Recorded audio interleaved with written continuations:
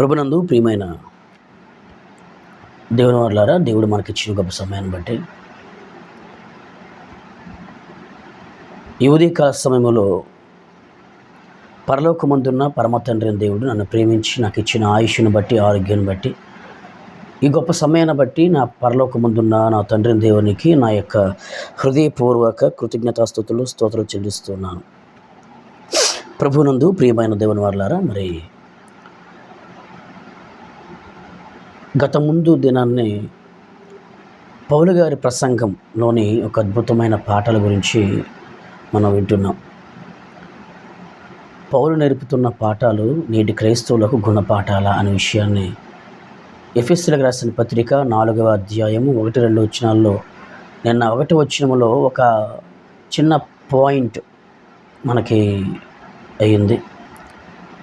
సమాధానమను బంధము చేత అనే పదాన్ని మాత్రమే సుమారుగా ఒక 40 నిమిషాలు మనం విన్నాం.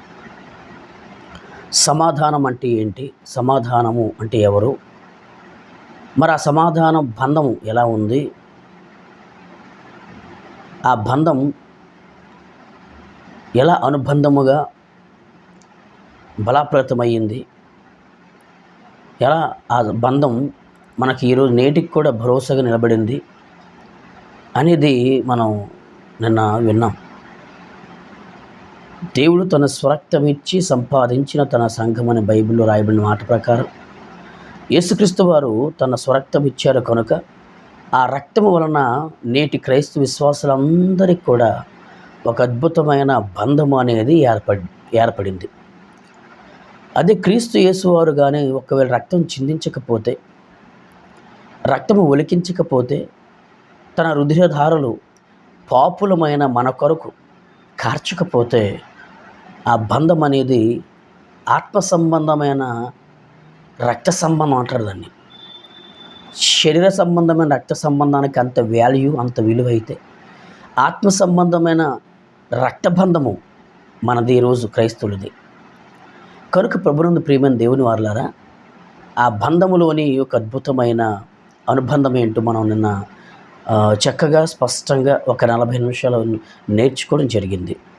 ఈరోజు ఆ వచనములో కంటిన్యూగా మనం ముందుకు వెళ్దాం. ఒకసారి చదువుదాం, ఆలోచిద్దాం. ఎఫెసీయులకు రాసిన పత్రిక 4వ అధ్యాయము దయతో 1-2 వచనాలు.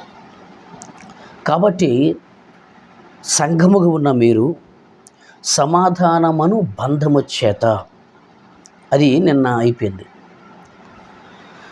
మరి ఈరోజు ఆత్మ కలిగించు ఐక్యమును కాపాడుకొనుటి యందు శ్రద్ధ కలిగిన వారై ప్రేమతో ఒకనికొకడు సహించుచు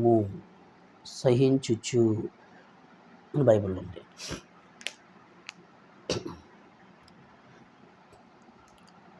పౌలు ప్రసంగములోని ఒక అద్భుతమైన పాఠం ఉంది. ఆ పాఠమే నేటి క్రైస్తవులకు గుణపాఠముగా మారుతుంది. పాఠాలు వినడం గొప్ప కాదు, కానీ మనమే మన భక్తి జీవితమే ఒక పాఠముగా మార్చుకోవడం చాలా మంచిది ప్రియులారా. పాఠాలు వినడం, నేర్చుకోవడం, రాసుకోవడం గొప్పగా అసస్తమానికి మేమే ఘనులము, జ్ఞానులము, తోపులము, తురుములము అని పిచ్చెక్కిపోవడం కాదు, కానీ ఎంత మంచి పాఠాలు నేర్చుకుంటామో ఆ పాఠాలు మన భక్తి జీవితాలకి ఒక పత్రికగా మార్చుకోవాలి. మనం ఒక పత్రికగా మారాలి. ఆ పత్రికగా మారకపోతే, పత్రికగా మార్చుతున్న క్రీస్తుకు ఈరోజు విలువ ఉండదు. అది మనసులో దయతో దృష్టిలో పెట్టుకొని మనమందరము కూడా ఒక పత్రికగా మారాలని, ఎన్ని పాఠాలు విన్నాము అని కాదు, కానీ ఎన్ని పాఠాలు నేర్చుకున్నాము, 100 పాఠాల, వేల పాఠాల, ఎన్ని పాఠాలు నేర్చుకుంటే గొప్ప ఏంటి? 20 డైరీలు, 50 డైరీలు ఫుల్ పికప్ చేసుకుంటే ప్రయోజనం ఏంటి? మరి ఆ పాఠము మన భక్తి జీవితంలో, మన ఆత్మీయ జీవితంలో, మన వ్యక్తిగత జీవితంలో పాఠముగా మార్చబడ్డాము మనం. పత్రికగా మార్చబడ్డామా? పత్రికగా మార్చబడితే కదండీ అన్నీ నేర్చుకున్న పాఠాలకు ఒక విలువ. అవును, ఆలోచించండి. ఏదో కొన్ని పాఠాలు నేర్చుకుని 66 పుస్తకాలు మాకు తెలుసు అన్నట్టుగా బిల్డప్‌లు ఇస్తే అది కరెక్ట్ అయితే కాదు. జాగ్రత్తగా మాట్లాడండి. ఎందుకంటే ఆహ్, అనుభవం కలిగిన వారు కూడా ఉన్నారు మన మధ్యలో. అనుభవం కలిగిన సేవకులు, అనుభవం కలిగిన క్రైస్తవ విశ్వాసులు, నిజంగా సత్యమును గూర్చిన అనుభవ జ్ఞానం కలిగిన వారు కూడా మన మధ్యలో ఉన్నారనే విషయం మనం మర్చిపోకండి ప్రియులారా. ఏదో 20 పాటలు, 100 పాటలు, 50 పాటలు, 150 పాటలు ఏదో నేర్చేసుకున్నామని ఏదో ఊరికే ఏదో సంకలు గుద్దుకోకండి. అన్నీ చేసినా కూడా మనలో యూనిటీ లేకపోతే ఎందుకు మీ పాఠాలు? ఆ! ఆలోచించండి, జాగ్రత్తగా మనసు పెట్టండి. సమాధానమున బంధము చేత అది గత వారం నిన్న అయిపోయింది. ఆ సమాధానమున బంధము చేత ఆత్మ కలిగించు ఐక్యమును ఏం కలిగించింది? ఏంటి ఐక్యతను ఏం కలిగించింది? ఆత్మ. ఇంతకుముందు సమాధానమున బంధం అంటే సమాధానం యేసుక్రీస్తు వారైతే, ఆ యేసుక్రీస్తు ద్వారా మనకి ఏమేర్పడింది అంటే తండ్రి అయిన దేవునితో మనకు ఒక అద్భుతమైన సంబంధము ఏర్పడింది. 1, 2 ఎవరైతే యేసే ప్రభు అని మన నోటితో ఒప్పుకొని మన పాపముల కొరకు యేసుక్రీస్తు వారు చనిపోయారని, సమాధి చేయబడ్డారని, మరణాన్ని జయించి 3వ రోజు మృత్యుంజయుడిగా తిరిగి లేచాడని ఎవరైతే మనస్సులో, హృదయములో విశ్వసిస్తారో, ఆ విశ్వసించిన వారందరూ కూడా బాప్తిజం తీసుకునడం ద్వారా అయితే క్రైస్తవ విశ్వాసుల మధ్య ఏం ఏర్పడింది అంటే బంధము ఏర్పడింది. ఇది మామూలు బంధము కాదు, మామూలు సంబంధం అయితే కాదు. ప్రభునందు ప్రియమైన దేవుని వారలారా, ఆత్మ సంబంధమైన రక్త సంబంధము, ఆత్మీయ రక్త సంబంధము అనే విషయాన్ని మీరు మర్చిపోకండి. కనుక ఈ ఆత్మీయ రక్త సంబంధము వలన జరిగిన పరిణామం ఏమవుతుందంటే, లేదా ఆత్మ వలన రక్త సంబంధము, ఆత్మీయ రక్త సంబంధం వల్ల ఏం జరుగుతుంది అంటే ప్రియులారా, ఆత్మ కలిగించు ఐక్యత అని బైబిల్లో ఉంది. పరిశుద్ధాత్మ దేవుడు ఈ లోకానికి ఎందుకు వచ్చాడు అంటే, ఎవరైతే క్రీస్తు రక్తములో కడగబడ్డారో వాళ్ళు కొన్ని లక్షల మంది ఉండొచ్చు, లేదా సంఘములో 100 మంది ఉండొచ్చు. ఈ 100 మందిలో ఈ ఆత్మ ఏం చేసిందంటే అంటే ఐక్యత కలిగించింది.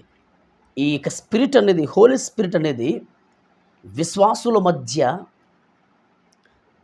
సేవకుల మధ్య, సంఘము మధ్య ఏం కలిగించింది? ప్రభునందు ప్రియమైన దేవుని వారలారంటే యూనిటీ, ఐక్యము, ఐక్యత, సఖ్యత కలిగించింది. ఇంతకీ ఐక్యత అనే పదానికి అర్థం ఏంటండి అంటే ప్రియులారా, అందరూ కూడా ఒక్కటిగా ఉండడం. మన సింపుల్గా అచ్చమైన స్వచ్ఛమైన తెలుగు భాష. ఇంగ్లీషు పదములో యూనిటీ అంటారు.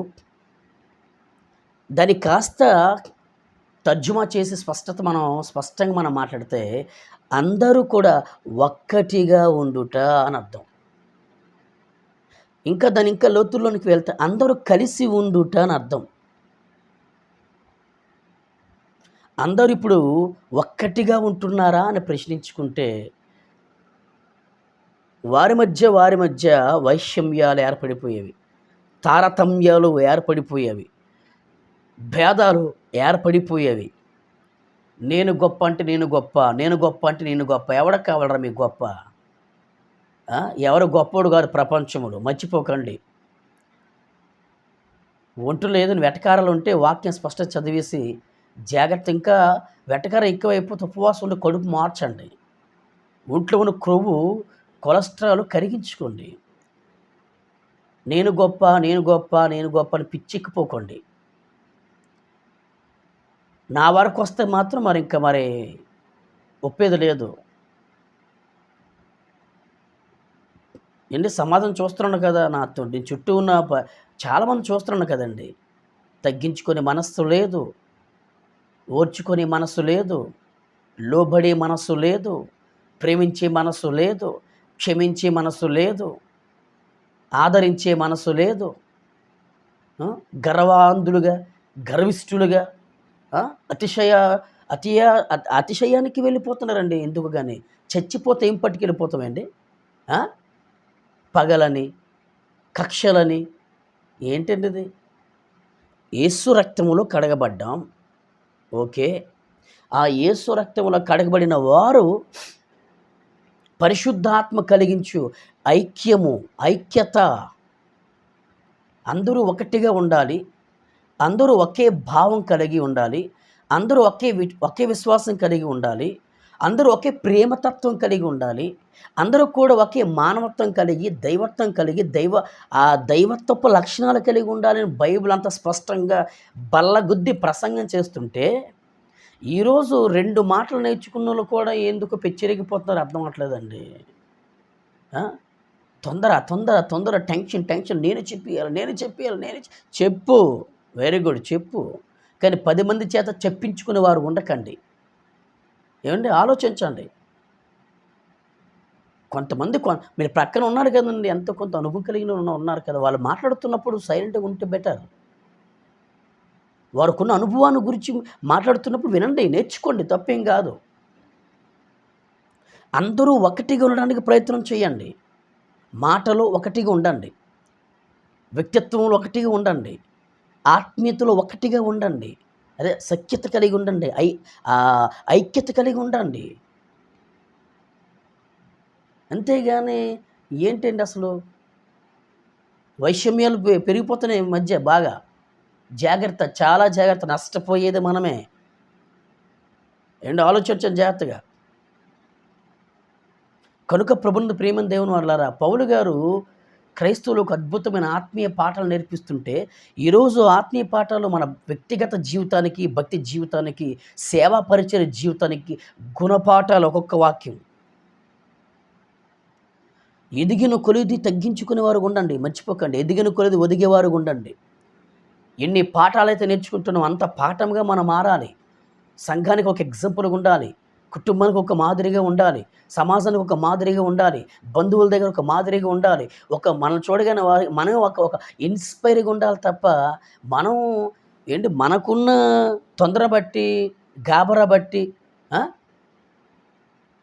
తొందర నిర్ణయాలు తీసుకోవడం బట్టి ఐక్యతను కోల్పోతున్నాం. ఆత్మ కలిగించు ఐక్యత, సమాధానం. మన క్రీస్తు ఏం చేశాడండి అంటే, ఆయన మనకు బంధాన్ని ఏర్పరిచాడు. తండ్రిని దేవునికి బంధం ఏర్పరిచాడు, విశ్వాసాల మధ్య బంధం ఏర్పరిచాడు, సేవకుల మధ్య బంధం ఏర్పరిచాడు, సంఘము కూడా బంధం ఏర్పరిచాడు.